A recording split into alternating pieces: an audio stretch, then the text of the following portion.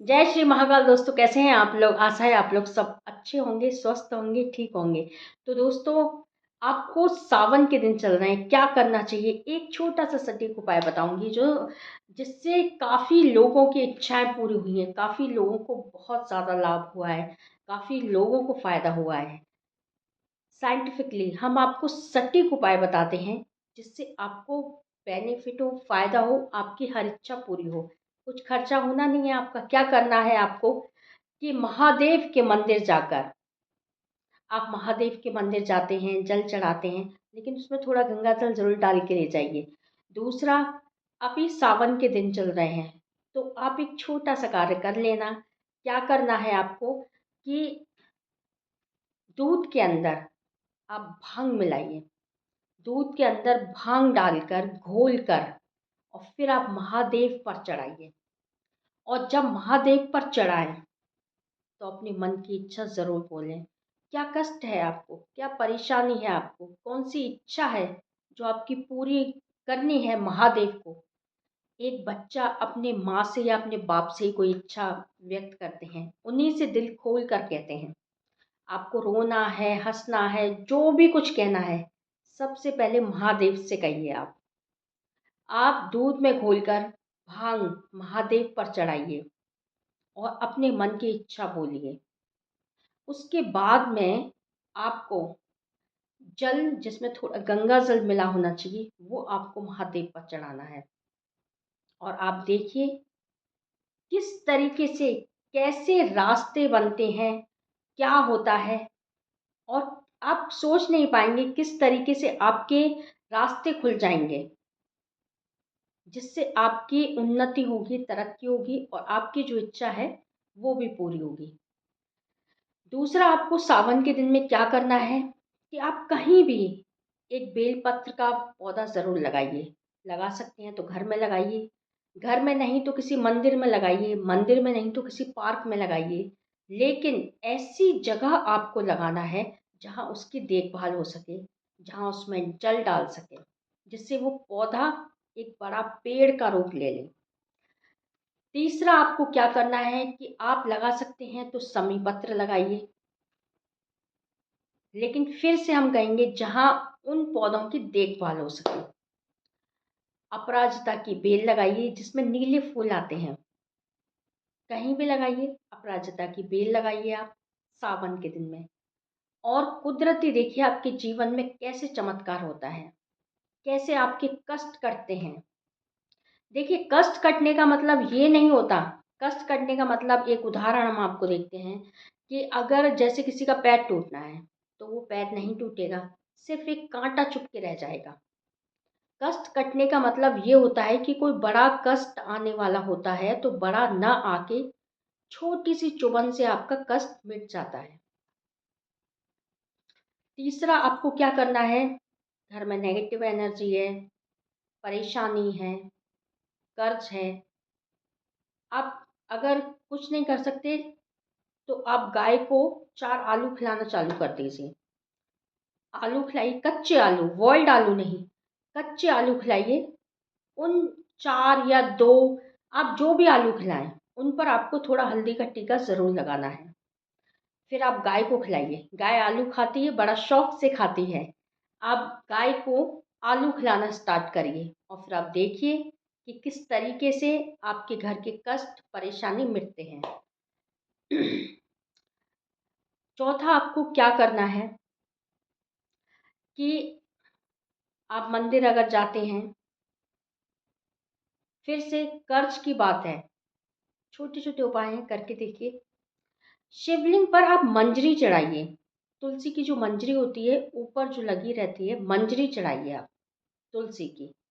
लेकिन उसमें एक भी पत्ता तुलसी का नहीं होना चाहिए, सिर्फ मंजरी चढ़ाइए आप शिवलिंग पर।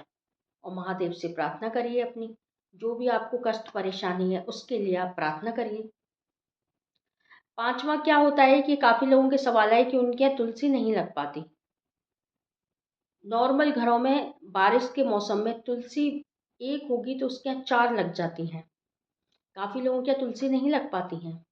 उनके क्या होता है कि अगर आपके घर में वास्तु दोष है या आपके घर में पितृ दोष होता है, उस घर में कभी तुलसी का पौधा लग ही नहीं सकता।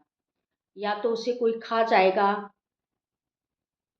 या फिर वो सूख जाएगा, लेकिन तुलसी का पौधा आपके यहाँ नहीं लगेगा। इसका निवारण है, क्या करना है कि आप जब भी अगर आप अपने घर में कोई भी नई तुलसी लगाते हैं तो आपको 108 बार ओम नमो भगवते वासुदेवाय का आप ये स्मरण करिएगा और फिर आप तुलसी लगाइएगा और कहिएगा जो भी हमारा वास्तु दोष हो, पितृ दोष हो, प्रभु आपके चरणों में है। तो आप इस तरीके से अगर लगाते हैं और उस गमले में एक का सिक्का और एक सुपारी ज़रूर डालिएगा। अगर ज़मीन में लगा रहे हैं तो ज़मीन में आप गाड़ दीजिए एक का सिक्का और एक सुपारी। गमले में लगा रहे हैं तो एक सुपारी और एक एक का सिक्का जब मिट्टी में दबाकर फिर आप तुलसी का पौधा लगाइए और ओम नमो भगवते वासुदेवाय का 108 बार जाप करके आप उस पौधे को लगाइए। देखिए आपके घर में एक तुलसी लगाएंगी 1000 तुलसी हो जाएंगी।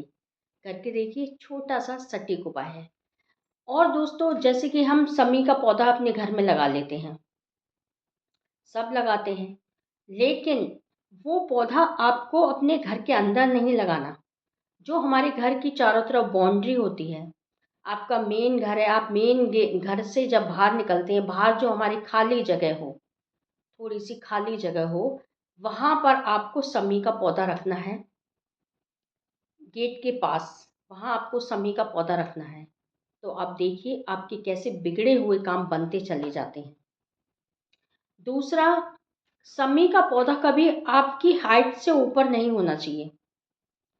जितना हो सके आपके एक हाथ के बराबर होना चाहिए समी का पौधा जो हम घर में लगाते हैं। इससे ज़्यादा बड़ा नहीं होना चाहिए। हमारे हाथ की लंबाई से बड़ा समी का पौधा नहीं होना चाहिए, ये दोष माना जाता है।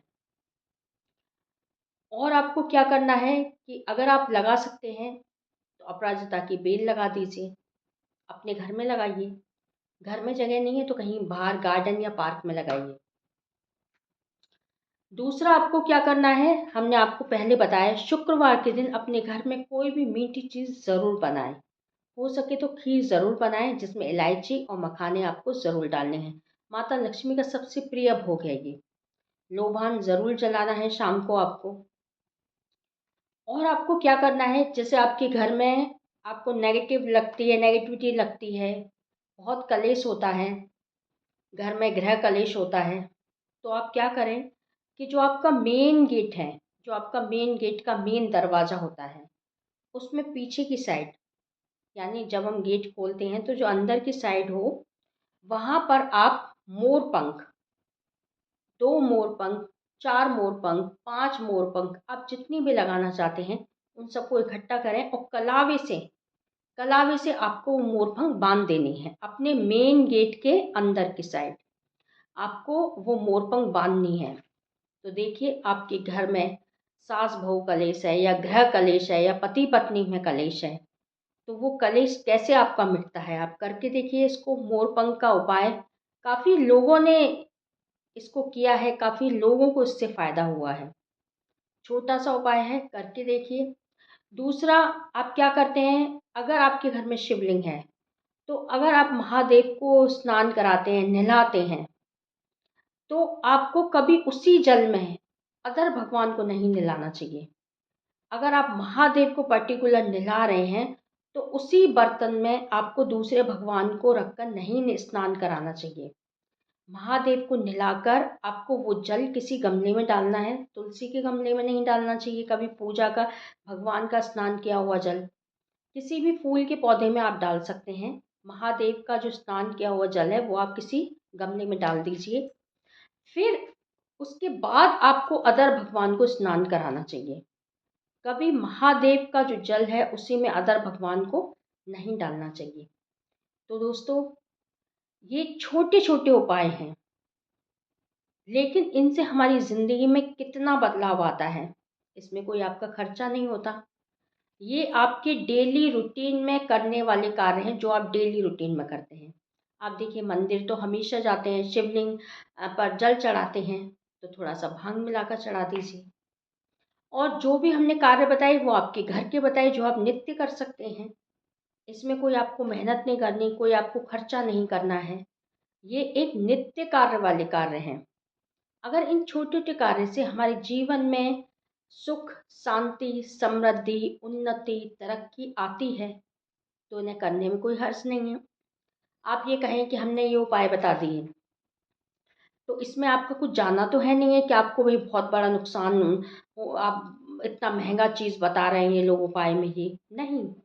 डेली की रूटीन वाली चीज़ें हैं जिसमें आपका कोई खर्चा नहीं होना, लेकिन इससे आपको हज़ार करोड़ फ़ायदे ज़रूर होने हैं। और आपको फ़ायदा ना हो तो आप बताइए। आप हमें कमेंट करके ज़रूर बताइएगा, इनमें से आप एक भी उपाय करते हैं, एक भी सटीक उपाय करते हैं, तो देखिए आपकी ज़िंदगी में कितना चमत्कार होता है। आपको हमारा चैनल अच्छा लगे तो हमारे चैनल को लाइक करिए, शेयर करिए, सब्सक्राइब करिए। जय श्री महाकाल दोस्तों।